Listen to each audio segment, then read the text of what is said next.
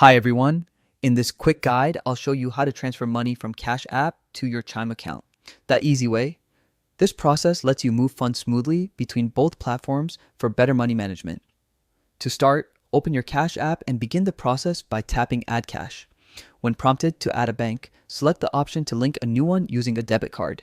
Next, tap the profile icon in the top right corner, then go to Linked Banks.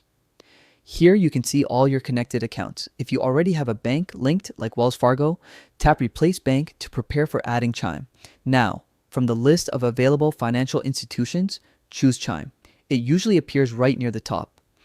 Log in using your Chime credentials, then complete any security verification required to confirm the link. Once that's done, your Chime account is successfully connected to Cash App.